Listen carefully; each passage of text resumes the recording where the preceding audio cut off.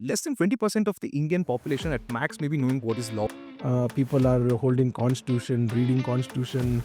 What makes it different when the justice is equal to everyone?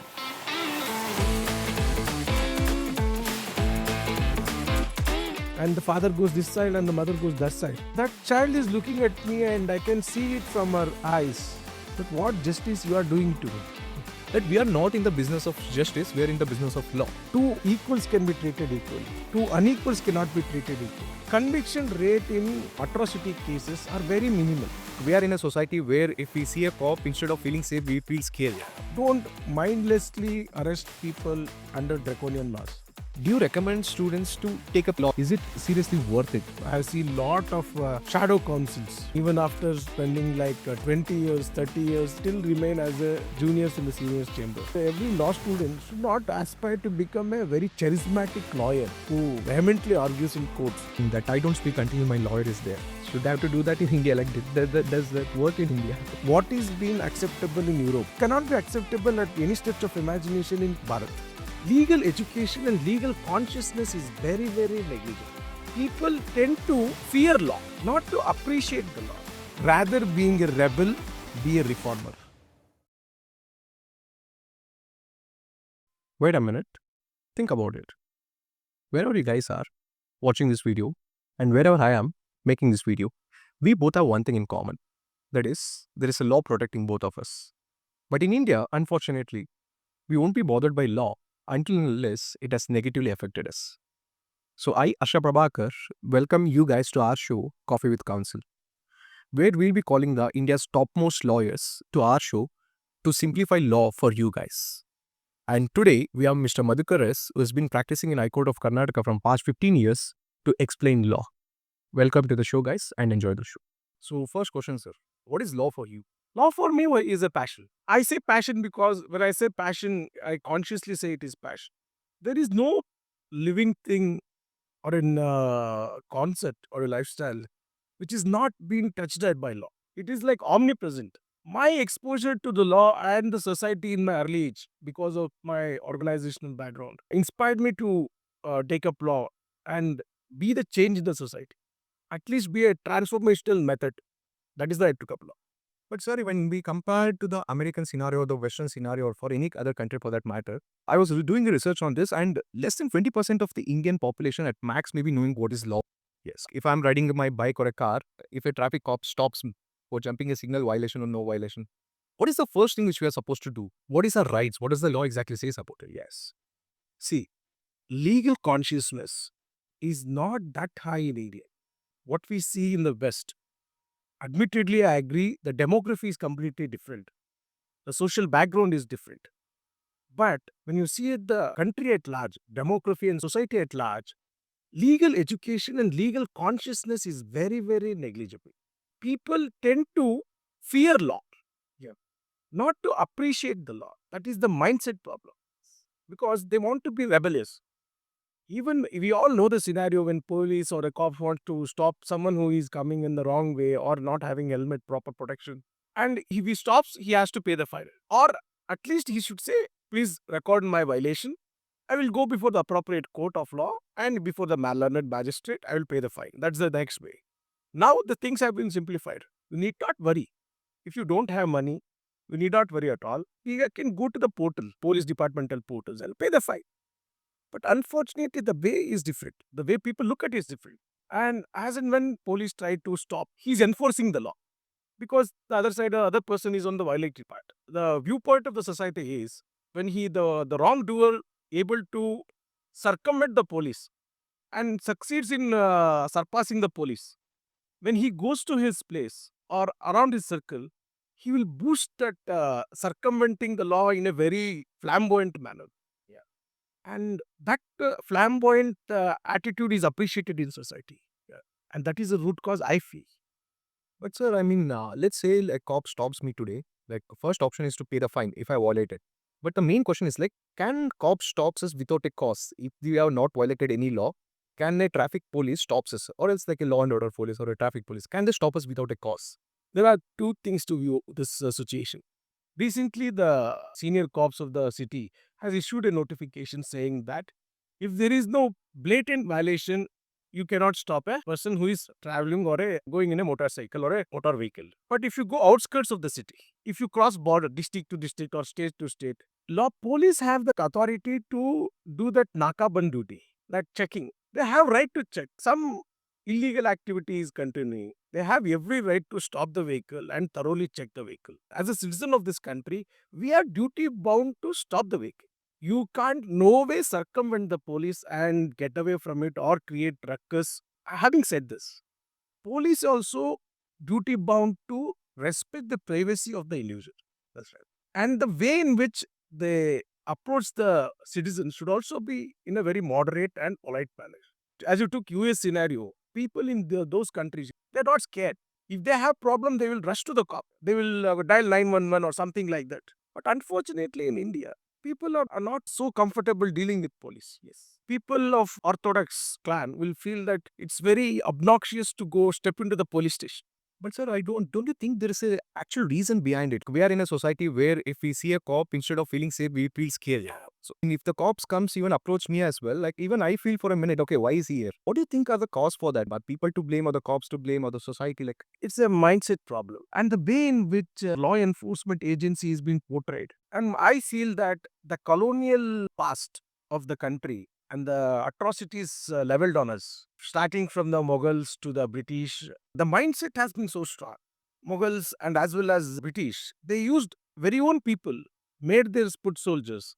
British made them as police officers and committed ruthless atrocity on us. The way in which uninterrupted power they got, unregulated power, brought a very fear psychosis kind of a mindset among the masses. That means police means they are mean to be rude, mean to be atrocious, at times diabolical. As you said, if normally also if the police jeep comes, stands in front of, parks in front of your house, rest of the society thinks, oh, he is doing something wrong. That mindset problem. That is the very bad scar left out of colonial mindset. so coming back to the traffic stops, if we have no money on us when the cop stops us, does the cop has the authority to seize the vehicle if we don't pay the fine upfront? See, this is very important. Whether police have authority to collect fine then and there only. Law says no. Oh, okay. If you don't have money at that point of time when you stop, you can always say, please capture my violation and upload it in the portal. I will pay in the portal. Now need not go to court also. You can get it done in a portal. Having said this, if the violation is completely by n number of times, you see a lot of pages of operated by Bangalore police. They will post photos where some delivery guys has violated so much that his fine is running exceeding that vehicle value. Yeah.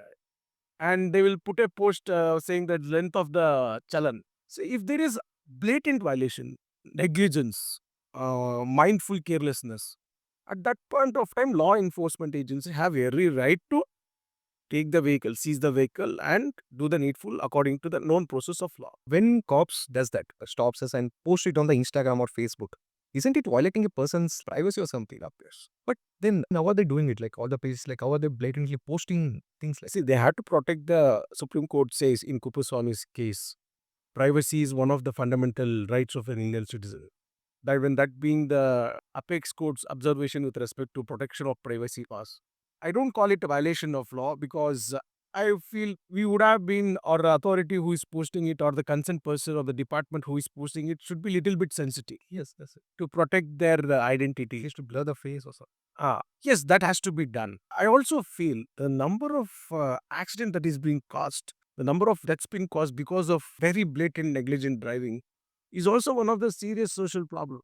If you don't name and shame them, there is no point of getting any changes. Same with if you see the garbage. Unfortunately, these things are being happening in the educated people space. A well educated, at least a graduate, educated person is creating garbage and creating nuisance in the society. See the other side of it. Not so educated, at times not at all educated, who is a Paura Karmika, he is cleaning that garbage. So two contradictions is completely shows the paradox situation of a society. I am in Facebook groups where the community is there for called as like flat and flatmates and they'll find their room to rent it out. And they usually post it on that group to just help each other out. But recently they have created one more group called Worst Landlords in Bangalore.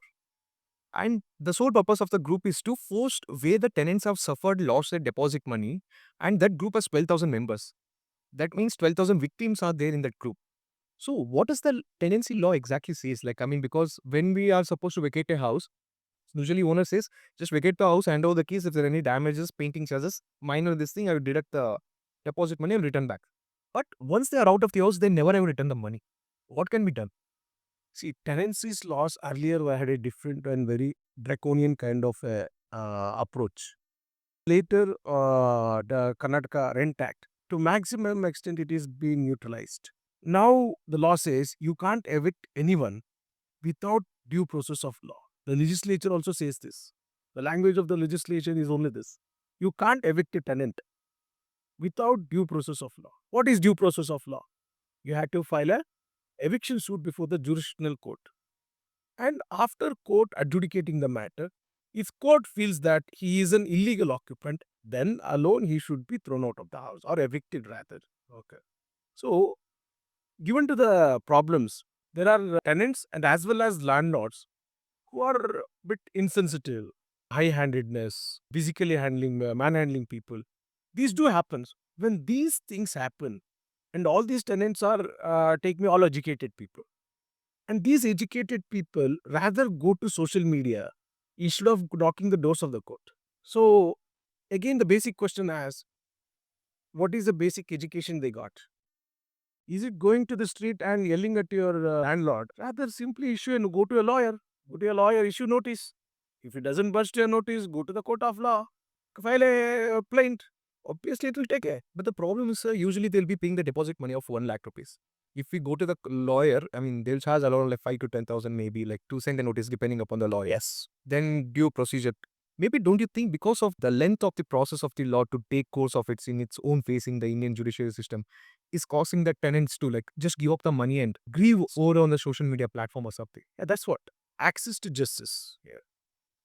Access to justice is the issue. It should be a motto of all professional lawyers.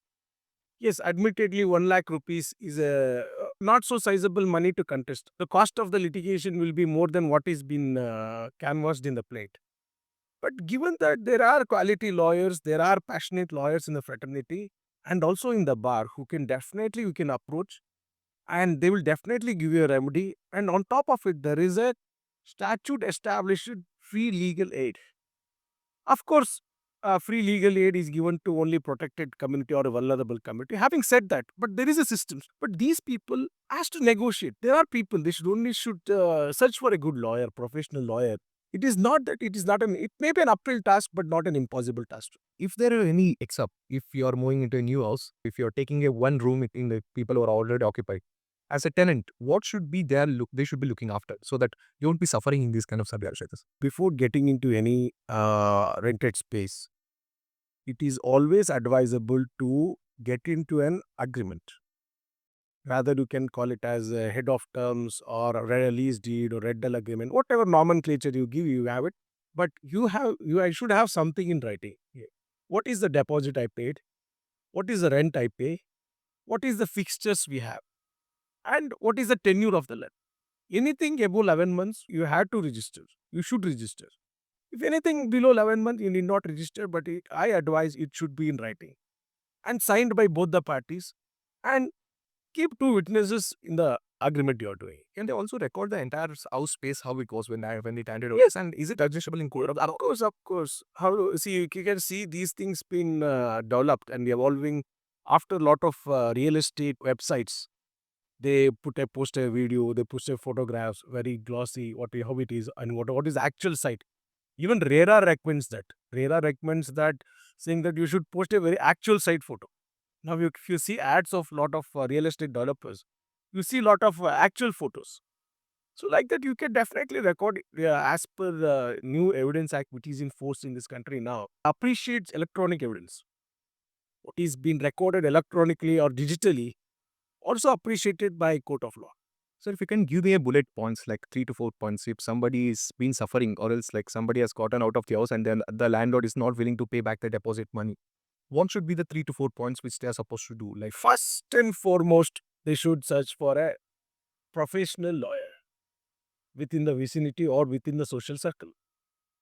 As and when they get a lawyer, they will get a helping hand and a protection and the confidence that I can regain that money. And thereafter, the lawyer will definitely take it forward. They will issue notice, demand notice that you have paid certain amount of money, deduct certain amount only for usage or fixtures or whatever, painting and thing. Then they will remaining deposit, please remit it back. If the landlord doesn't budge to the legal notice, the next step, always obviously the advocate or lawyers or a legal practitioner will suggest is that please go to the court of law. When you are in the court of law, you are very well protected. Only thing is that you should have documentation to show that you were in the tenant position and you were thrown out and your deposit is with the landlord.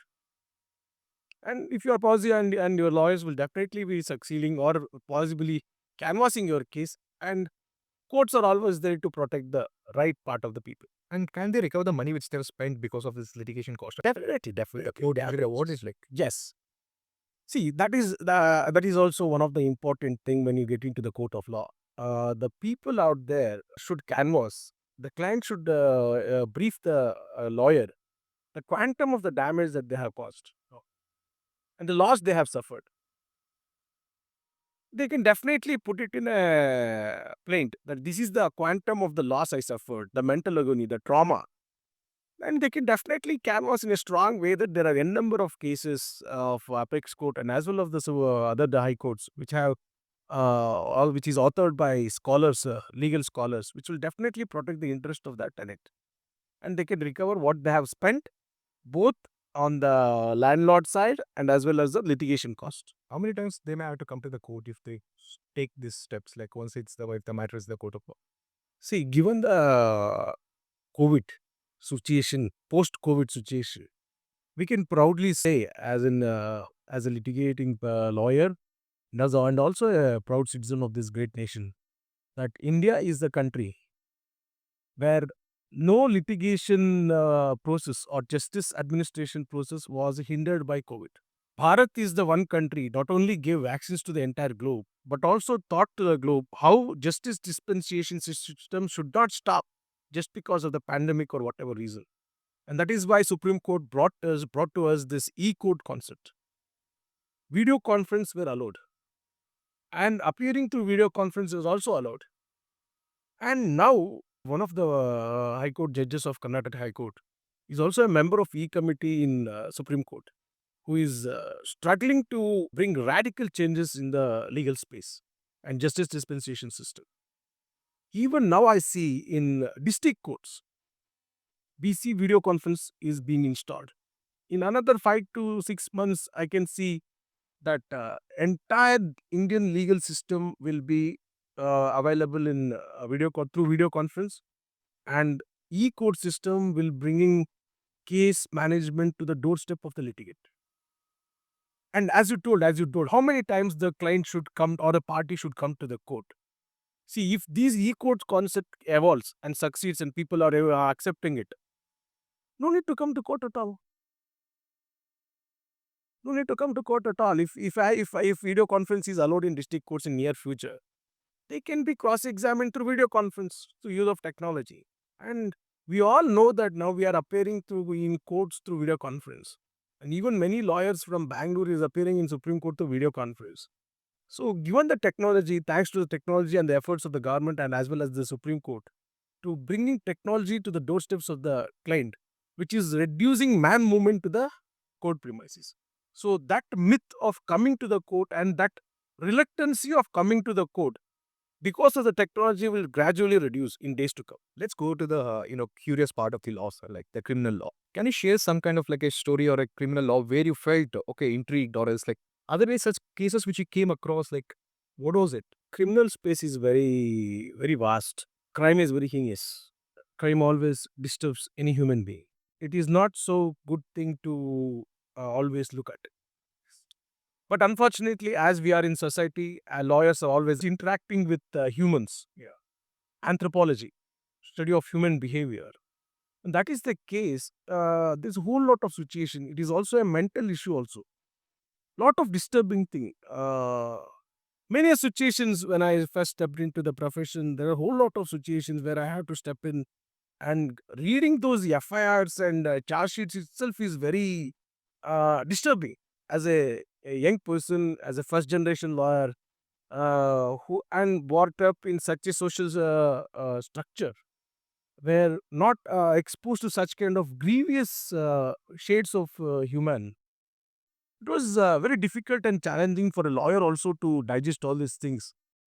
There are situations when even not even if I'm even though I'm not handled, POXA matters disturbs me a lot. Okay. If I'm sitting in court and waiting for a matter, and if there are other lawyers who are handling with POXA, you see a lot of infant kids, 6 months, 1 year, 2 year, 3 year, irrespective of gender, boy, girl. There are heinous sexual assault committed on that infants. That disturbs me a lot. And unfortunately, we have a very strong law, draconian law for to handle those people. The whole system is what gives lot of window and vacuum. At times, victim herself will say, rape victim herself will say, I will marry a perpetrator. Why do you think that happens? Social restrictions, social structure, sociological issues, family issues, and the way in which society looks at women is also, see, we are in a very sophisticated metropolitan city in a very glossy society. That is not entire nation is all about. Bangalore is is a very cosmopolitan culture where the thing is no social problems is popped up, no caste things, no in discrimination, cultural thing that will not pop up because of the metropolitan culture and the size of the demography. But if you go to the interiors of the country, that is the problem. At times, the perpetrators, as I told you, perpetrator will become a husband, and that is marital rape actually, and rape continues into perpetuity. And that is all happens because people are averse to legal system. Because see again that goes back to the law, administration of the law, very cumbersome. Now, thanks to the new penal provisions which have been brought, which has some positive side to it. But earlier it was not so comfortable. Women were subjected to all kind of harassment. She got already traumatized because of that very uncomfortable, atrocious situation. But in the name of adjudication, in the name of dispensation of justice, she was forced to undergo the same trauma. Yeah. In the cross examination, trial, evidence. Her modesty is been uh, given no value at all. When that is the being the case, who will marry subsequent to her? What is the life? So scared of social taboo. Some women tend to marry the perpetrator of crime. This has been happening. Supreme Court also very, in harsh words, condemned all such kind of behavior and attitude of the people. But given the size of this nation, given the social condition, historical background, we should accept the reality. But don't you think so? That is the gray area of the law which we have because it should be beyond reasonable doubt if somebody has been convicted of a crime. And like if you read the Johnny Depp case or something like that, there are being cases where the male has been a victim. There have been cases, and majority of the cases, it will be the female will be the victim. So, what do you think is actually happening in the ground level as you see it on the daily basis? Like, who are the actual victims over there? Historically, this country is given prominent place for women. Hmm. Yattu naryantu pujyante ramante tatra devataha. Where women is respected, that is where prosperity will be having its place. That is the cultural background of this country. But having said that, and the atrocities committed on the vulnerable group, women. Later part, what happened post 90s after dowry harassment, all this to remove these social evils, law was made very strict and very tightened to bring perpetrators of crime to the corner of the law.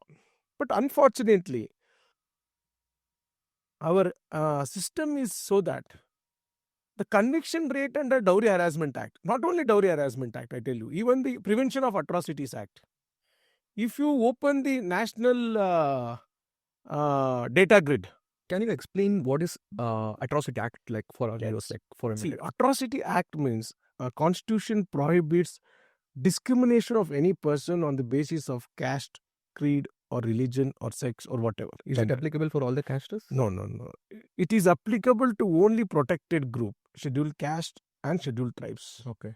Those castes which are being scheduled in constitution, Okay. listed in constitution, only those castes are entitled under, protected under Prevention of Atrocities Act. Okay. See, admittedly, I am with those people who are being suffered because of caste reasons. As a social activist, as a conscious protector of law, if there is someone who is discriminating anyone on the basis of caste, we oppose outright. No second word at all. Yes. Having said that, is it achieving the purpose what is being enacted?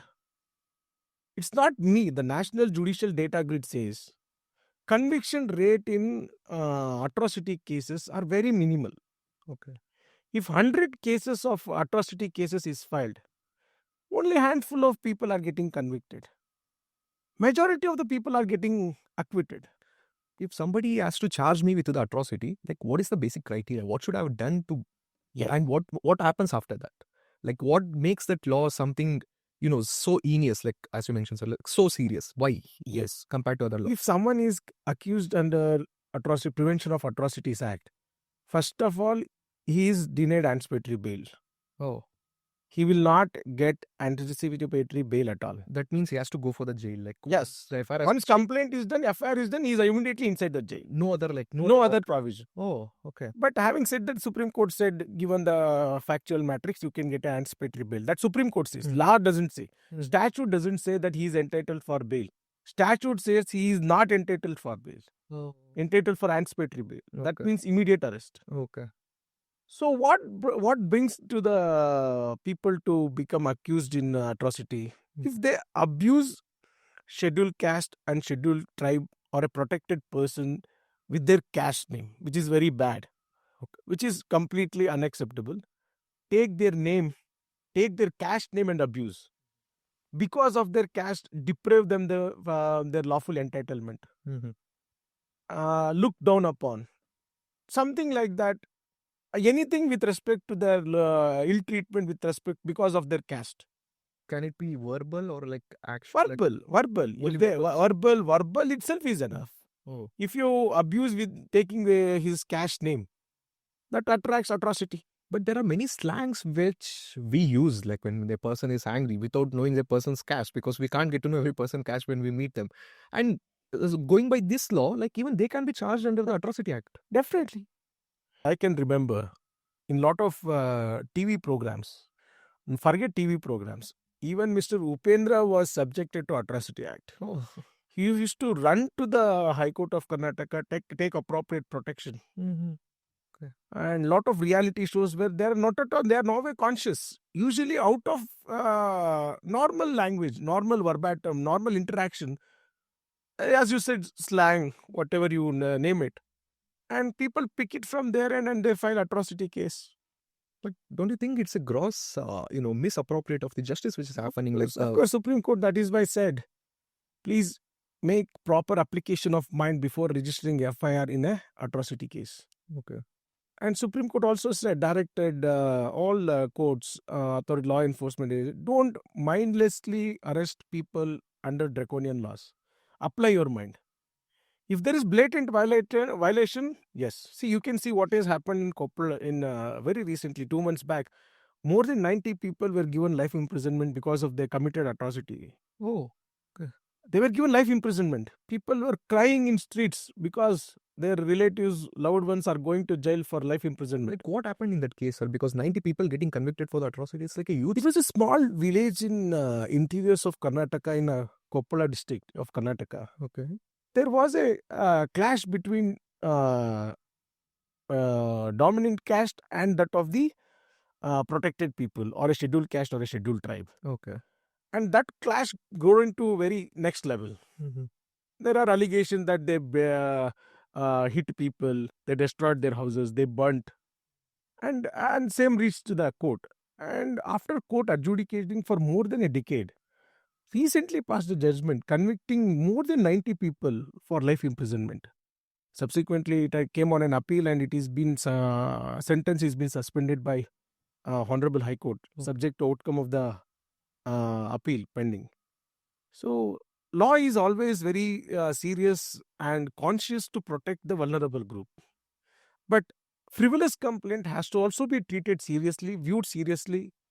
Frivolous complaints, just because I belong to certain protected group, I should not take wrongful utilization of the law, which is being done with the bona fide purpose to protect the vulnerable group.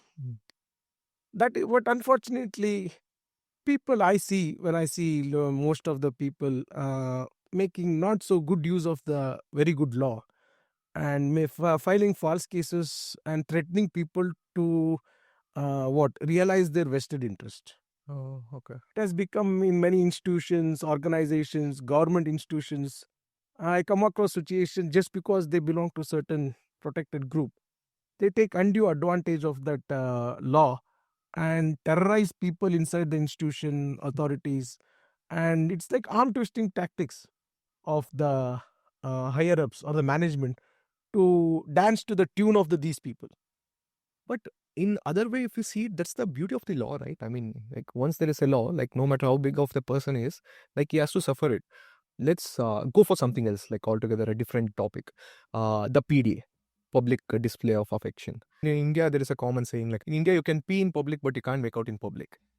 That is like what does the law exactly says? Like I mean, you can't pee in public also. That is a law. Yeah, but I mean, but it's been socially accepted. No, socially accept. There are two concepts. Yes, yeah.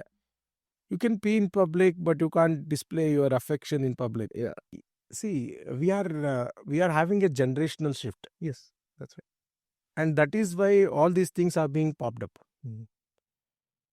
And we are more of a very conservative society. And it should also be appreciated the cultural background of this country also. Yes. Public display of affection is a nuisance. Peeing in public is also equally nuisance. And smoking is also a public, it's a health hazard rather. As a society, as a Bharatiya of emerging Bharat, I see we should go to the roots of this culture. This is a country which gave Kama Sutra to the entire world. We are not averse to the affection. We know its limitations. But having Macaulay education for more than 3 centuries and being slaves, treated like slaves, they have consciously created English-speaking, English Western-thinking Indians. That is what bringing into these kind of situations in days to come. This will also emerge narratives. Yeah, I mean, like it's like I feel like it's a personal opinion based to person to person, right? I mean, like the Constitution provides that kind of a right for us. Like, I mean, The Constitution doesn't provide you display or yeah, but I mean, it's like it's a choice, right? I mean, just public display of affection doesn't mean we are committing such a kind of heinous crime or something. See, public display of affection comes with decorum. Yes. And is not in harmony with the society or the culture of this country. Okay. If you are in US, that is their culture. That is the way it is brought up. If you are in Europe, Amsterdam, if you are in Paris, that is appreciated. But imposing that culture in my country is not so proper, and it is not in the soil of this country. Yes, sir. But as I told you, no, we are not against any affection. But that is not ingrained in this culture. But what does the law say about it? Like, let's say a couple it is a nuisance. It's a nuisance, and the police can actually take an completely. action. If someone lodges a complaint, if a couple in a college premises sitting together and indulging in their pranks, completely atrocious. Okay. And law doesn't. And there are see, even forget college premises, public park, there are kids, and you are giving adult content to kids in life. That is not acceptable as a juvenile protector. Okay. They have their own rights. Yeah, that's right. So display of affection in public is What if they're in their private space, like a car, let's say? car is also not permitted. Okay, if the car is parked on the basement, See, then as per automobile regulations, Indian Road Congress, the way in which law governs with respect to designs of cars and automobiles, anything which goes on fuel or electric, that 30% is only tinted. yeah, that's right.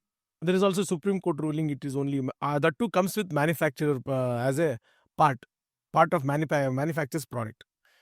If that visibility is very much available, your car is also inside the car is also not a private space. But they did it for the security purpose, right? If I'm not wrong, like the See, tinting of the glass. that is what this creates a lot of social problems.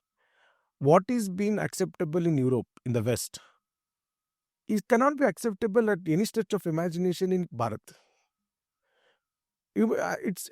People may think it is a narrow approach, but if you appreciate, if you are an anthropologist, if you are a sociologist, if you know the culture, if you know the society and the length of the society which has come here, these things have been imposed or transformed or imitating colonial cultures. That is what not acceptable, even inside the car. But we call ourselves as a Vasudeva Kutumba. Yes, We accept everyone as our own family. Rigveda says, Yeah. accept good part from the entire globe. But who are we to decide whether what is good part and what is bad part? Yes, very good. See, this display of affection, if it is not causing hindrance to anyone, if there is no passerby, if there is no child in the road, if you are in forest, no one person to interrupt you. But if you are doing it in a parking lot, in a mall, there are all possibility of children coming into play, senior citizen coming into play. So these things has to be conscious, and these things cannot be imposed. These things has to be educated at a very grassroots level. What is what? Yeah. If we permit public display of affection, tomorrow it will create ruckus in the society. But sir, if I can add one more thing, having a PDA is not allowed in India. Let's agree upon it. But if a couples are there in a OYO room or in a hotel, and they are in their private space, and they are unmarried, they are in a college, they may be in they're working, but they are unmarried couple. Then what does the law say? Because usually we see in the film movies that the police comes in, raids the places, and everybody will be getting arrested. Like, what does the law exactly say about that? See, physicality is a very larger space. Every human being go through that. It's more of emotional, psychological, hormonal changes that happens in the teenage or whatever age they are, irrespective of the person. It's a biological. It's a biological stuff.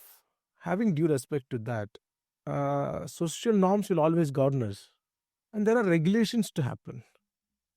You see people, police coming into the picture of these kind of spaces, rental spaces, because lot of flesh trade is in operation. Okay. See, if you are in relationship, consensual relationship, law will also not bother. Okay.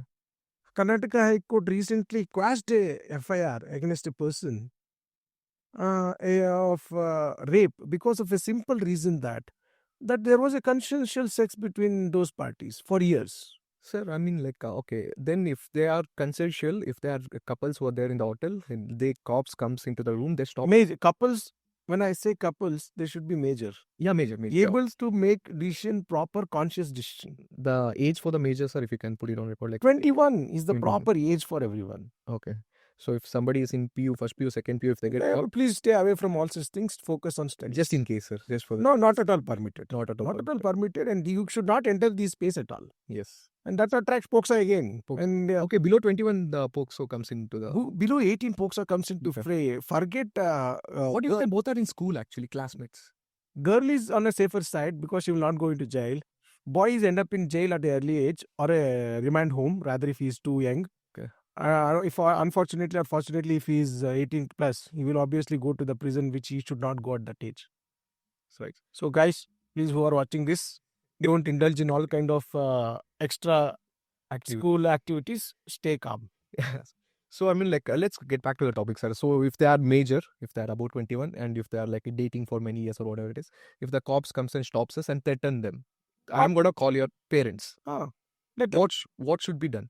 And obviously, the parents won't be acceptable. I mean, their parents won't be knowing about this. That is their family issue to deal with. That Right. we can't enter the space. But what right do they have? The couple Police have every right to interrupt, Okay. especially these kinds of spaces, because they will be investigating and looking for lot of threats for flesh trade, Mm-hmm. to prevent all that kidnapping, love jihad. Yeah. There are a lot of love jihad in the space also. We get lot of information that young girls are mesmerized or whatever, and indulged into human trafficking in elsewhere abroad. These all things happen. To protect the society, police have every right to seize or make a what mm, interrupt into these spaces. They have every right. But if you are legally there, if you are major, if you are legally there for an expression of emotion, you can always tell the cops saying that we are we, and this is our identity. We identify as these so and so, and we are both with consent. We are here to have our personal space and get out of it. I mean, if they are forced to come to the police station, do they have any option to deny it, or else should Yeah, have to go? walking to the police station should not be a taboo, Yeah. because police are doing their duty. Yeah, that's We should cooperate with the investigation. Okay. If you are not on the wrong side of the law, you should not be scared at all. You can go with no iota of doubt. You should approach the police station confidently, give yourself what you are, identify yourself before the police authorities, and obviously police authority taking in a writing obviously will do the needful according to law. In America, we often come across that saying that I don't speak until my lawyer is there. That should I have to do that in India? Like, does that work in India? See, American concept, rather European concept or an American concept, doesn't work in India. Why, sir? Like, I mean, We are culturally different. okay. What is Are the applicable? law different as well? Like, Yes, of course, law is completely divergent. See, if you what law you see in federal courts, if you see judgments in family court judgments, 2 pages, 3 pages. No, see, if you see judgments in our court, family courts, goes to pages together. Lot of reasoning happens. In federal court, to the best of knowledge, I came across, they are very simplified. Rather, they are simplified. They are very a template form of stuff. Very pragmatic, like approach, like concept, like travel from A to B. That's it. No complication or such. And that society and that demography had accepted it. But given the situation of India, that judicial administration is completely different. We have reasons for our judgments. We have bona fide cause to arrive at a conclusion. So, American concept or a westernized concept will not have space, at least in given juncture, with the Indian legal space is concerned. Of course, we are emerging in the technology, acceptance of technology, but ultimately the root, the very fundamentals of Indian system cannot replicate American justice dispensation system or European justice delivery system. so like, what do you recommend, sir? To speak the cops without the lawyer or with the lawyer? See, the society is there. Society is very unaware of their rights. Yes, That is the problem. that's a problem. And aversion of abiding to the law. That is social problem. And if I circumvent the law, I will be given more respect. If I am a violator of law, I will be look like an Robin Hood. That is the mindset problem across the country. Go across the country, this is a mindset problem. Why it is getting? Because culturally we should correct them. We should educate legally. When our rights are being aware, we are aware of rights. I always see lot of writ petitions being filed. People are holding constitution, reading constitution. We are avoiding constitution. All those voices are very much there, and we appreciate that. But constitution also says you have duties. It also says you have to love your nation. But no enforcement of that thing happening. We throw garbage. We create nuisance, whatever nuisance it is, we are creating. monuments, all these Amara premies are engraving on the walls of protected monuments. So when we say we want rights, at the very same constitution is also say you have duties. That enlightenment of duties is very much essential before we fight for rights. But unfortunately, that is not given much space or much voice to the duties. When we get voice to the duties, automatically everything will settle down. Yes, sir. But with the current scenario where we are in, what do you think? See, we are It's currently like kind of the day you will be working for your client's benefit. So what benefits the client, whether to be speaking to the police or giving a statement to the police for any kind of investigation, whatever it is, in presence of you, or is doing it without you? Like, see, asking a client to do it for himself is a very challenging stuff. And a qualified lawyer going to the police station is also not professionally advisable. why, sir? Because lawyers are meant to argue in courts. Okay, Lawyers are officers of courts. okay, It is not the duty of a lawyer to go to the police station and argue before a police officer or a law enforcement officer. okay. It is the client who should have that awareness, and it is a duty of the lawyer to educate that client. You go to the police station, and this is the statement you have to give, and you give, and let him take action whatever he takes.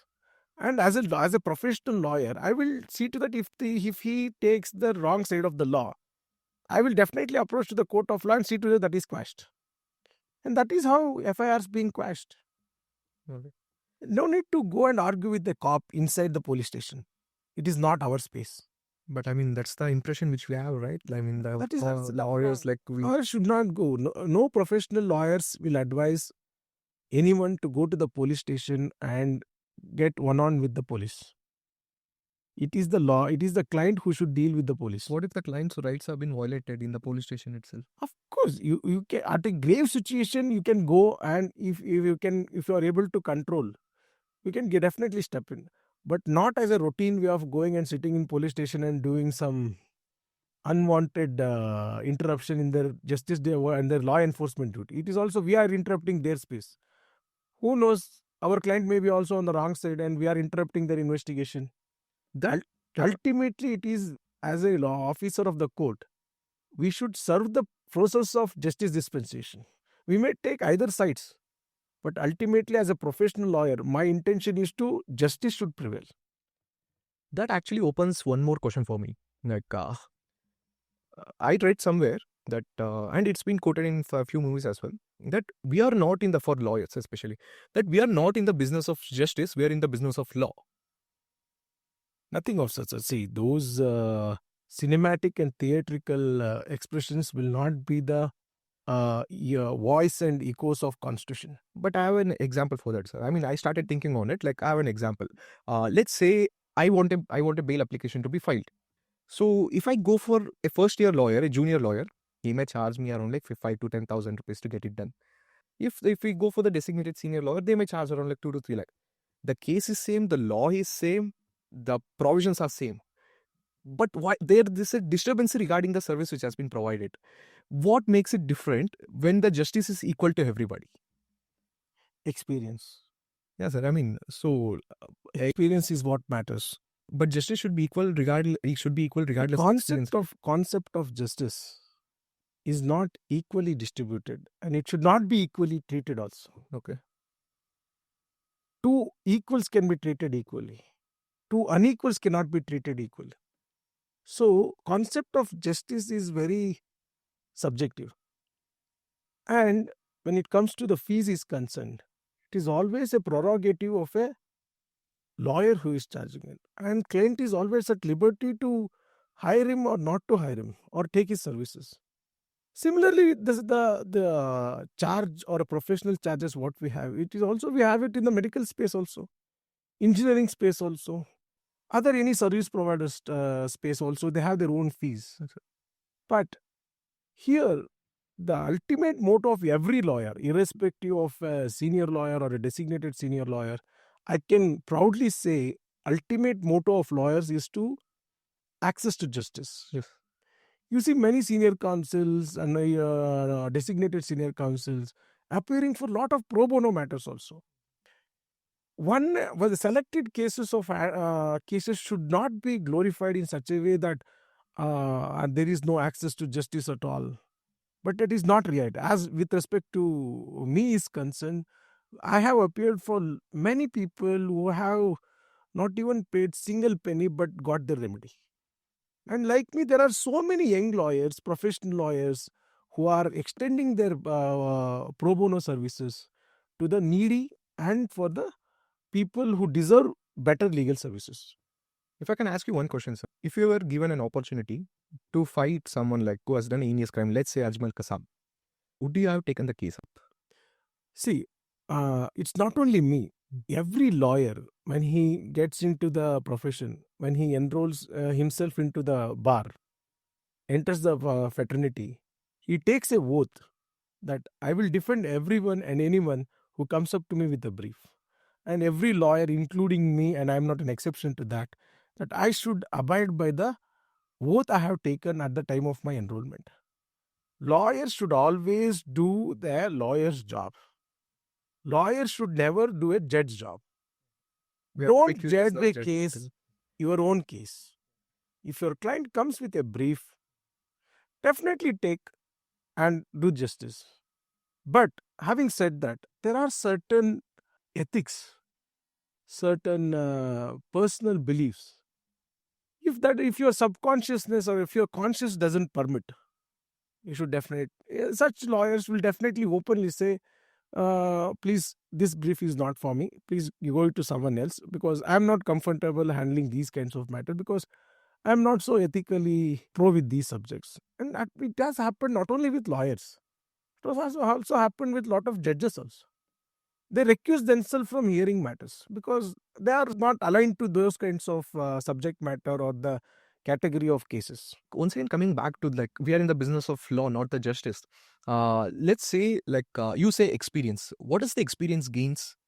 The procedure is same, the law is same, the client is same. One lawyer gets the bail for the same issue, another can't. What is that experience? Like, what is that X factor you're speaking about exactly? Yes, Is it a loophole in the system? not at all loophole.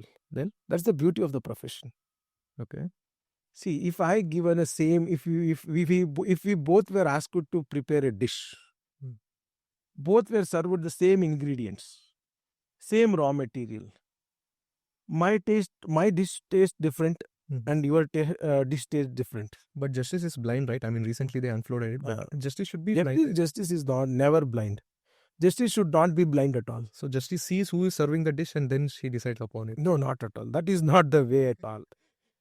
See, that is the beauty. See, how you put, you are paying for the experience the person had gained in the spending enormous number of years, decades of experience. What a fresher can do in 5 hours, a senior can do it in half an hour dictating the petition. And the time he spends in gaining that experience, that intellectual strength, that intellectual integrity, that intellectual powerhouse, number of times he spends on gaining that intellectual strength, and you are paying for that intellectual service, and they have every right to charge, and people and clients are at liberty to take their services or not to take their services, and that is also liberty given to both the parties. If a client is not able to afford him, there are n number of lawyers who are there to assist him also. If you are not able to pay anything, district legal services is always there. It is not that monopolized that you have to only go to the particular lawyer to get a bail. No such things. So it is open and level play field. So there is lot of space for everyone and to capture and make good use of it. Like, what is the one of the best cases which you come across after being a lawyer? Like, I mean, you've been lawyer for more than 15 years right now. So, like, what was the most intriguing thing, like a case, like which, I mean, whatever the decision maybe, like, I mean, you don't have to share any names or something, but if you can just give us a backdrop, like how the system runs, like what was the case actually? See, there are numerous cases where we are involved, which is very challenging, very industrious work should be done. And it also, I want to say something which runs to the emotions of a human being. See, lawyers are not stone-hearted. They are also, end of the day, they are also humans. Recently, I had an occasion like 6 months back. I was appearing in a family court matter where I was appearing for husband, I believe. And there were issues going on. Very, as you know, family court is not a very good place to be for a human being. Uh, it's a very disturbing place. So I was there for that matter, and I was appearing for a husband, and there was a lot of issues going on between husband and wife. And at one point of time, there was so much of outburst of emotion. Uh, those both husband and wife, I was in middle of them, and those both this husband and as well as this wife went away in the court corridor, and it is left with me and the child. Oh. And that child is looking at me, and I can see it from her eyes that what justice you are doing to me. And that was the biggest question to me, for which haunted me for weeks together. That child was asking me, "You are a lawyer, everything, but what is the justice you done to me? Where is justice for me?" And the father goes this side, and the mother goes that side, and the child is left unattended, and it is looking up to me for justice. That is what I felt, and that is what recently took me and disturbed me also for a quite number of days. And as a human being, keeping aside all professional things, that is also disturbing and challenging for a lawyer also, because see, what can be done. It is very challenging situation for a lawyer to stay detached from all kind of stuff. It is very challenging to come out from such kind of situation. Is also a biggest challenge for our professional lawyers. Many a times, if as I told you in a POXA matters, many times with respect to DRT matters, at times system is also very cruel to people, and lot of things will happen, unfold. At times you will have control. Many times people come rushing to your office or to your home saying that we're bringing notice or they've issued a demolition order and all. With no time and no the personal space, you start drafting writ petition, filing on the next morning, getting stay. It is all very pain striking, also very tiring also. But ultimately, when you get a stay, when you succeed in a matter, the gratitude of the client, how much ever the fees he gives, that's the secondary stuff. But the gratitude of the client you see in his face, that is nothing. Nothing can replace that gratitude. And as a being a lawyer, and you're able to protect someone, as a lawyer, if you're able to protect someone's house who's been there for decades, and that house been protected, and the gratitude they show towards you is completely unmatchable, and the content that you get from such work, I think that is blissful feeling. And coming back to the divorce case where you talk about it, like what do you think is the ground reality? Like, what is the major cause of the divorces which are like? I mean, I think it's in a rapid race. The divorce cases in India, especially in Bangalore, and I mean everywhere, it's in the rapid race. Like, what is the major cause? Like, if there is an youngster who is watching this podcast, what is a one suggestion or one tip which you want to provide to him? Because recently, I mean, I was someone is explaining, like, if you provide two-person same kind of a house, everything will be similar, same sofa, same everything. But if their partner are not in a good term, then rest doesn't matter. Rest, everything changes. So what is that one suggestion or one thing which you wanna suggest for the people who are getting married? Like, are there any prenup to be signed, or like what can be done? See, law doesn't recognize any kind of agreement. If you are a Hindu by birth, Okay. law doesn't recognize your contractual marriages. Okay. It will not appreciate any such kind of something which is unknown to the law. Okay. Hindu Marriage Act is very much clear. If you are married, Saptapati is what ultimate, which bonds the men and women as a husband and wife. Because When most of the guys are of my age are scared of one thing. I mean, getting married, exactly, because like I mean, two things, like not getting married and getting married for the wrong person. wrong person. Because like we have seen things like distance relative or something where they've lost I mean, let's forget about the money, the peace of mind, their heat span until 30-35 years they'll be with Lost. that person, and Valuable time is lost. yeah, valuable, and If they you are with the wrong partner, yes, and uh, added with some malicious fuel of fire of supporting the sources, yeah, the other person's life is completely lost, because given the legal space, it is always pro woman. Yes. It is always favors women, because see where it is being abused is in only in metropolitan cities. Okay. Rest of the country, woman is abused. Yeah. That is not coming into the space, because see the thing is that every administration and the government and the governance, they concentrate more on capitals, metropolitan cities, Bangalore. If new government comes into play, they have a big manifesto with respect to special manifesto for Bangalore itself, because Bangalore to that is the mindset we have. Everything connected to Bangalore. That mindset is what is we see in Bangalore also. The others, someone was telling it is becoming diverse capital. I don't think we are in that race. Yes, of course, admittedly, the family disputes, matrimonial disputes is going on a very unprecedented speed. And it is also, as you said, many guys are very scared. Certain section of society is also not able to getting girl for getting married. And there are certain section of society who is making undue advantage of their the disadvantageous position and cheating them also. Yeah. A lot of social problems are getting up. But having said that, what is the success sutra for marriage? There are only one. I don't think there are any certain success sutra as such. Only one thing we can have is that the patience is the only ultimate stuff. If you are, I can only as being a man, we can only advise men or a woman rather. Have your own patience. Patience is the key. And while selecting partner also, it is very subjective. Okay. You can't put all these conditions and get married.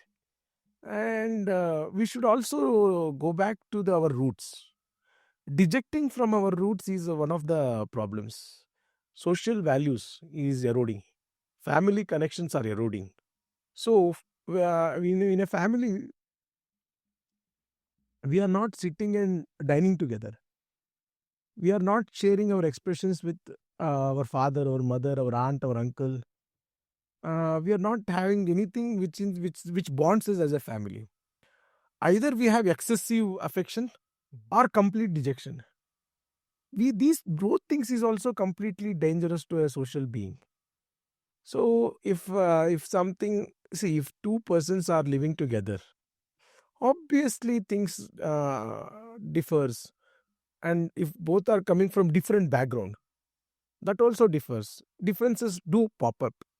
Only mantra I personally feel is both should have respect for their spaces, both should respect their cultural background, and both should also respect each other and should have a common intention to go together.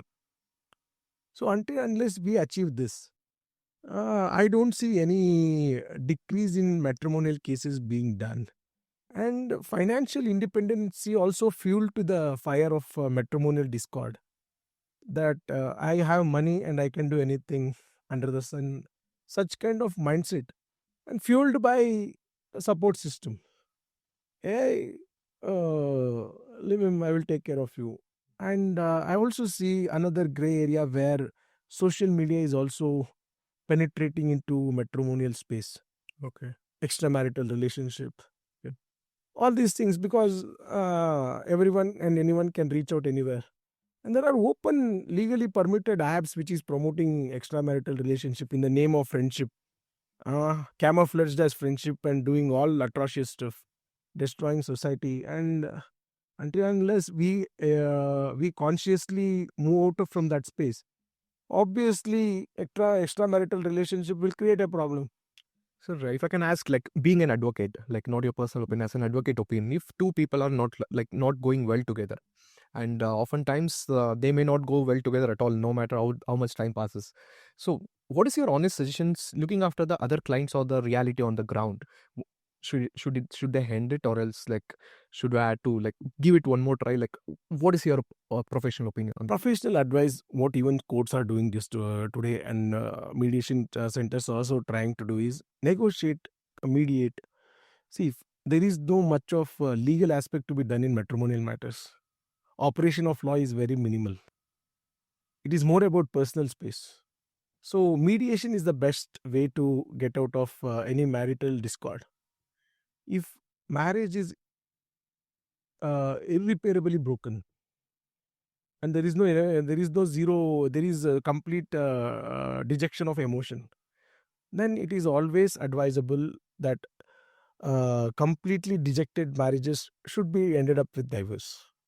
Because if two persons are having so much of vengeance, grudge, unhappiness, emotionally disconnected, better not to be together. Like, are there any legal steps which you want to recommend if somebody is like going for the divorce? Like, I mean, let's say they want to file a divorce maybe 3 4 months down the line, not right now. Is there any legal things which they are supposed to take care of it? First and foremost, any couple who are having marital discord, first sit together and try to sort out the issues in most amicable manner without resorting to physical abuse or verbal abuse. Because if you are getting out of marriage, let it be a smooth transition, let it not be a nightmare. So if you are someone who is not happy with the marriage, if both the parties are not happy with the marriage, please consult professional legal advisors. Take their help in filing mutual consent petition before the honorable family court, and Supreme Court now given that waiver of cooling period also. So within no time, if you are able to convince the court that marriage is irretrievably broken, and court is satisfied that with that ground, and your mutual consent petition will be allowed, and you will be ended up with divorce.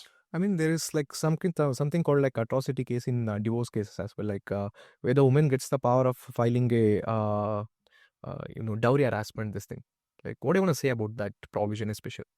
See, dowry harassment, if it is really there, if you are materially show demonstrate before the court of law, if there is dowry taken, everything, that is completely illegal. No one should encourage such kind of diabolical practice in the civilized society like that of our country. If that is the case, they should completely abide by the law which is in force, and law will set into motion. Having said that, just because you are having a marital discord with the husband and not happy with him, someone should not take undue advantage and shelter out of Dowry Harassment Act, and make a arm twisting tactics to coercively pressure the husband to get into your terms. That should not be encouraged. What will happen once they file the dowry harassment against the person? Like, I mean, you are When a dowry harassment case is lodged, law is set into motion. okay. So it is a draconian kind of law. Okay. So criminal law is set into motion. Oh. Court will issue summons. You have to approach the court with a legal practitioner and take a bail. And every date of hearing, you should come to the court of law. And all these things will have its own catastrophic impact in your personal life and in the work career wise. So lot of people use this as a tool to pressurize or arm twist the husband. In majority of the cases, it is not that me saying it. National Crime Bureau report, national data grid, which is available very much in the internet, it clearly says conviction in domestic violence and as well as dowry cases is not so encouraging. Let's come to the main topic: law students. The situation which the law students are in right now, like, I mean, being a law student for me as well, like, I felt it was like kind of like an amazing thing to be a law student, but when it comes to the internship and getting a job after the law, it's like heinous. Like, what do you think, being in this profession 15 years after, like, a lawyer, do you recommend students to take up a law? If somebody who's done his PU is considering to take up a law, is it seriously worth it, what we go through? See, the what law legal education space was in when I was a law student in 2005, and how the legal space and legal education space which has been evolved in 2024, there is a complete gigantic shift in the space itself. In the sense? In the sense, the way in which profession is moving ahead, and the way in which legal education is taught, and the way in which people are enrolling themselves for legal education is on a the graph is always on a high. So the given the legal education, is a very interesting, curious, and also needs lot of efforts to be a lawyer. Every other guy cannot become a lawyer, can be a law student because of lot of factors, but to come out as a lawyer, as a professional lawyer, you should put in lot of efforts, and there should be an inherent passion. Okay. That fire is what required to be a lawyer, not your marks, not your grades, not your internal assessment gradations, whatever. It is the passion which makes a professional lawyer, not your marks. So, having said that, the future of law students is very bright. The industry, I can call it as an industry, as a fraternity, as a legal fraternity. It is fast emerging in the vibrant Bharat, and this century belongs to Bharat. When that is the time, and if you're a lawyer at this point of time, I can definitely, with confidence, I can definitely tell you, legal space is what calling you. But if there is a law student who is doing a law, whether he's in a first year, second year, like, do you think the moot court which the law, I mean, fraternity conducts, is it worth it? Like, should they have to get into those things? Is it going to help them in professionally someplace else, or should they have to only do the internship? Like, how is it? See, moot courts are stepping stones for your real courts, and that gives you a lot of confidence, a lot of skill set, and lot of perseverance as well. What you're able to do in moot courts, so is more of it you replicate in court. Yeah. And obviously, by epilepsy of time, you will shape into a professional practitioner, legal practitioner. So I always advise law students to take up moot courts regularly wherever you are given an opportunity to represent your college, your class, and given a space to participate in moot courts, even as a researcher. Please do grab those opportunity in both hands and give your best. And those experience in moot courts as a law student will definitely come handy when you step into a law courts. How many years will it take a student, or I mean, after graduating the law, like, to establish themselves in the practice, if not the corporate? Because the current trend is that many people, once they graduated, even the current, like, I read somewhere the justice mentioning that the national law schools have been established, but many people over there chooses corporate over the litigation. Where the general public gets help is the litigation. So what do you think, like, why is that current trend, and how long it's going to take them to set themselves up? See, it's law is legal practice is always not only now, from its infancy, it's an organic growth. Okay. So when it is organic growth, radical changes is not so forthcoming. It is a transformation and it is not a reform. Okay. It's a, so this transformation and organic growth obviously will take time. That is why I clearly said perseverance is what the mantra should be there, and time will take. It will be depending on person to person. If you want to throw an average. 3 years to 5 years is what I feel as a first generation lawyer, where is the reasonable time to get galvanize that experience, subject to individuals also. I see lot of shadow counsels. Even after spending like 20 years, 30 years in the seniors chamber, they still remain as a juniors in the seniors chamber. Why do that happen? Lot of factors. There may be confidence factor, lack of skill set, lack of language barriers, social barriers. There are a whole lot of different reasons, causes for that uh, that stagnation. Rather, I call it as a stagnation, professional stagnation. Having said that, if you consciously make efforts, if you toil your life, focus on your professional goals, 5 years is what maximum where you can be independently handling matters. And if you're interning from first year, I don't see you need even 5 years. It will be much less, because if you're from first year, you start going to office, seniors chamber, and with God's grace, you got a very positive, progressive senior. Like a legal profession is like a guru shishya sambandha. Yeah. I am fortunate enough that I should remember my senior, Sri Ellen Hegde. As a first generation lawyer, the hand holding he gave me at that formative years, which put a very strong foundation for my career. And that gave me a lot of confidence to appear in lot of tribunals, courts, high courts, wherever authority which I am given an opportunity to appear. So that is also one of the factor where you come from.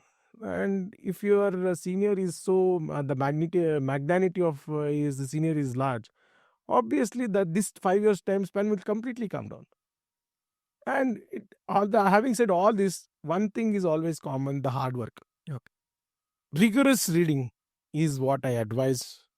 Books should be your best friends, and your circle should be intellectual circle. And society will look at lawyers as an intellect, as a savior of the society. And you should develop that aura, means you should develop complete dedication and hard work for learning. They say law is a jealous mistress. If you don't give her a 10 of attention, she leaves you. Like, Yes, is it true? completely agree with that, because see, it is jealous because it demands time. Burning midnight oil is order of the day. There are situations for every lawyer that client will ring you out late night and say his problem. And tomorrow you have to file either injunction suit or writ petition before the appropriate courts. So immediately you start drafting.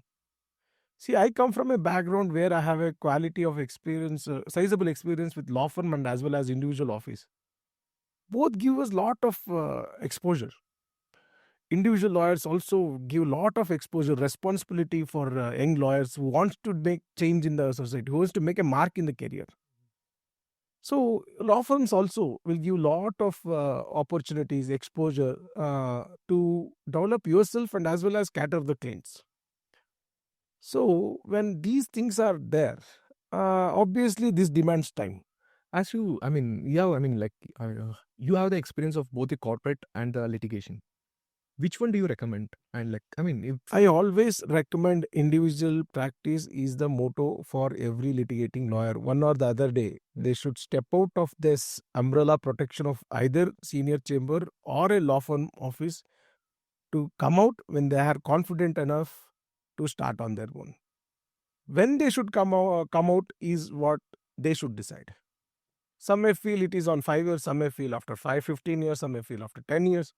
But I always suggest what I practiced. I was in a law firm for law firm and my senior chambers up till I completed my 10 years of practice. After 10 years, I decided that I should step out of this safe atmosphere, safe ecosystem, and start off my own, because these practices in law firm may not foster, at least for myself, may not foster aggressive personal growth. Yeah. You can't pursue your aggressive personal growth if you are in a law firm practice. That is my personal opinion. if there is any one tip which you want to give to the viewers, if you're going back 15 years down the lane, if you have done one thing differently after graduating or something, or at least being in the college, what would it be? My suggestion, what is been given to me by senior counsel Sri Uday, to join a chamber where you have one senior, one junior. Nice. That is the best thing which you can follow, which I also followed with God's grace, which is given by Sri Uday Holla sir, designated senior counsel, High Court of Karnataka, which he has a rich experience of 50 years as a lawyer in the bar. That is what I just repeat his advice. Join a chamber. Don't go for glossy looks. Go for a one junior, one senior, where you will get 100% attention of your senior, where he will mold you. And unfortunately, with God's grace, my senior Sri Lakshmi Narayan Negde gave me that hand holding, that much needed support, and even he continues to support me. Even at this point of time, if I have any challenges, I can always bank upon him. And be socially active. Socially active means you should be very much available in the society. Be active and be responsive to the social problems, social awareness. Be active with any of the organization. Be active within the Advocates Association. Be active with any of the NGOs. Where you see, you will get to know, people will get to know that you are a legal practitioner. If I am a frog in a well, how much ever intelligence I have, it will not be used for a good purpose. So your intellectual strength should be used to the larger benefit of the society. So you should expose yourself to the society. I'm not going to take much of your time, sir, but three more questions. Like, one major question is like recently Supreme Court has been observing that the interns have been taken unfair or undue advantage by the senior counsels or like the practicing advocate, that they aren't being paid enough, and some kind of stipend minimum allocation should be done. What do you think about it? Like, Yes, definitely. should it be done? I am for the Bar Council of India guidelines and notification, which is issued very recently with respect to stipend is concerned. I am for those for interns, lawyers, which were not the amount which whatever they recommend. With respect to individual practicing parameters, they should definitely be refunded, reimbursed, or remunerated properly to the quantum of the work they do. Second question, sir. Like, the mindset of the current generation is that, including my friends or my junior, is that why take up law, spend 5 years, half of the decade over there, then start working for the minimum salary or go for the corporate which they aren't interested in. Instead of that, do a 3-year graduation course, take 1 more year abroad somewhere, you take a bank loan or something, go there, do an MBA, start earning altogether in lakhs, and you're going to be settled well in a foreign country. Like, what do you want to say about that exact point? If you want to say it like, See, if I canvas this, I will be directly promoting brain drain, which I am not intended to, and that too in the prime stage of vibrant India. Entire world, entire globe, if you see, is looking at Bharat for all the global solutions, global problems, whatever may be the thing. In entire globe is looking at Bharat, and given the size of the young population in this country, given the investment and the interest, financial interest that rest of the world is looking at, I don't see we should go abroad for livelihood. That is not the scenario. If it was pre-independent Bharat, that was a scenario where they went to dream American dreams. But I personally feel that is not a situation. We have philanthropic opportunities opening up in India. That too, especially legal space is concerned, is fast emerging, progressive, remunerative, lucrative, and intellectually promoting. That being the case, I don't suggest that anyone should go look at abroad for their livelihood. India as a country, as a nation, as an emerging nation, has lot of opportunity. Not only litigation, as a academician also, I don't recommend everyone will suit for litigation. Every person will not suit for litigation. how to figure it out? Whether That this, is their no. passion. See, if you are able to pursue, you have that pursueness, you have that what that hunger. That is completely how you grown up. What is your social connect, ideology, ethics? These are all make a very aggressive, very charismatic lawyer. Everyone are not. See, as you see, your fingers are not equal. Same way, every individual is not equal consciously or psychologically or intellectually rather. I don't see only. I don't see only if someone who studies law should always come to court of law. That is not. That is not. That was a very very rigid way of looking at things. See, lawyers also require for hospitals, for legal management, factories, industrial relations. Law is passive in nature. That's the reason we started. It's omnipresent. As I said in the earlier opening, law is omnipresent. So doctors also need assistance of lawyer. Engineers need assistance of lawyer. Space law needs lawyer because space is also emerging. Yeah. Given the lot of development in the outer space, it is lot of requirement of law will come into play. That being the case, every law student should not aspire to become a very charismatic lawyer who vehemently argues in courts. There are other opportunities, corporate, general counsel, executives, real estate need more lawyers, paralegals. What So, industry would you recommend, sir, for the general of the next batch of lawyers will be graduating very recently or something like? What industry of the law should they concentrate so that their career will be like something huge for you think will is going to take off? Like it's like an underdog right now. yes, someone who is just in the third year, fourth year, or in the fifth year should now for more focused first to identify their skill. If I say one practice area, and if they don't have that passion towards that liking towards that subject, and they cannot be digesting the complexity of the subject or the law, so they should figure it out. There are few interesting areas: data protection law, AI is future. AI is also coming into legal space. So lawyers can definitely contribute to the growth of AI where it minimizes human intervention. Actually, if I can ask a one small question, do you think AI is a threat for the lawyers? Because the AI, if I submit a document, it will generate the response for the notice or something. Like, But I mean, ultimately, to notarize that document, human intervention is required. if I can share the experience, like Shreyas, like I had a experience of his own, where the law was kind of like used to threaten him. Like he had shots few this thing episode for a few people, Copyright. and after the shoot, he was supposed to get paid, and they weren't willing to pay him. And this in-house counsel started threatening him, started mailing him that if you don't do this, if you don't send that, you will be sued. You'll be sued. Do you think those kind of things are being misused by the people because like See, law is very enigmatic. Many people don't know intricacies of law. Law is very threatening because they don't know the law. uh, If someone who knows the law is all about common sense, they can figure it out. If I work for someone, if he doesn't pay, I have every right to recover from him. Put a plaint, bring him into the court. Court will adjudicate upon. This common sense is not prevailing in the society. Likewise, same thing, industry or employment also everywhere. If society should develop a common sense, which is what law is all about. When you don't, what I foresee, what I see in practicality is people are very averse to going to lawyer. That mentality should be changed. That mindset should change. People should approach lawyer. As I told, they are very averse to going to police.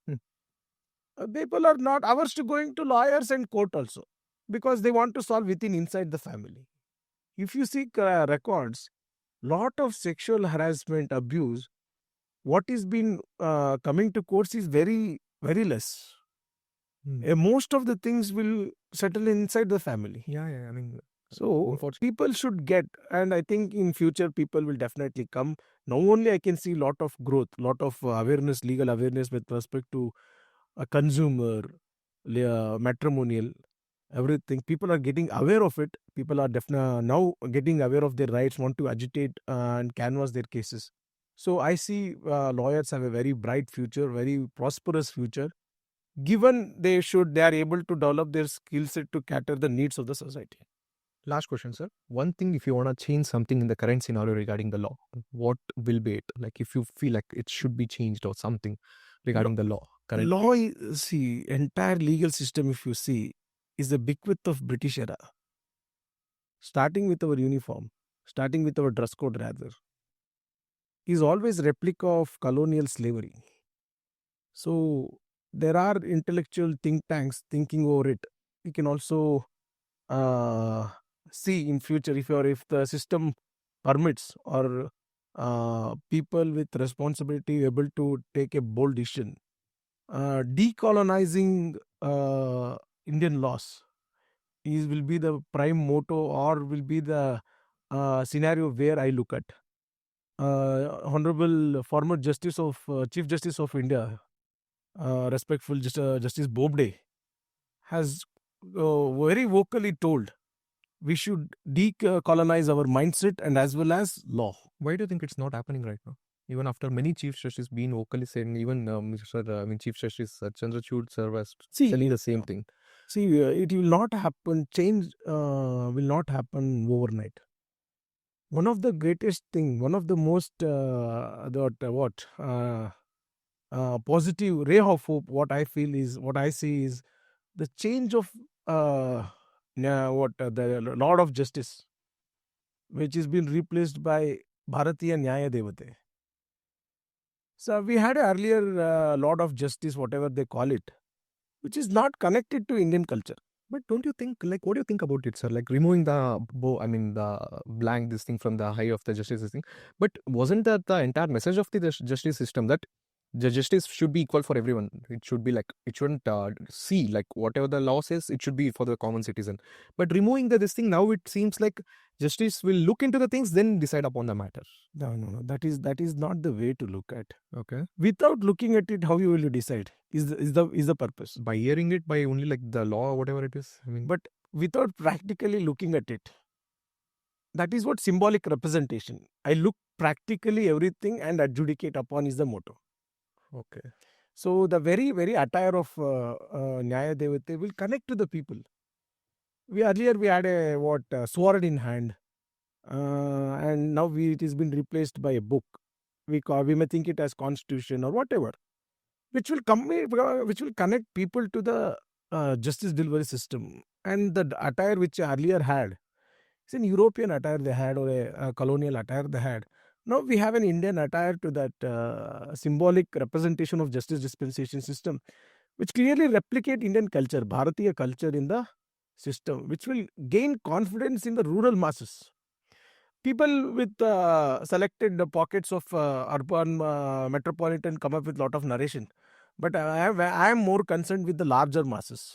They will connect with the system. Oh, we will connect with the system and come and be part of the system. Until unless larger masses be connected with the justice dispensation system, you can't achieve the motto of the system.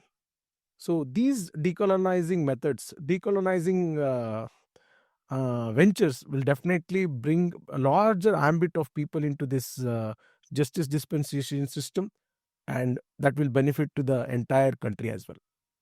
And we are coming to the end of the podcast, sir. So, if there is one message which you want to send it for the law students out there, unable to figure it out, unable to know what to do next, what is it? What like one message? One message is very simple. Hard work is the mantra. There is no replacement. If you're not ready to do hard work, you're in a wrong place. This profession demands lot of hard work, perseverance, and passion. Please try to develop that passion through indulging in intellectual activities. Rather being a rebel, be a reformer. No. Is my suggestion. Rather being a rebel, be a reformer. Nice thing, sir. And one message for the general public, like somebody who's like just interested in the law or something, like what should they do? Like, Please abide by the law. thank you, sir.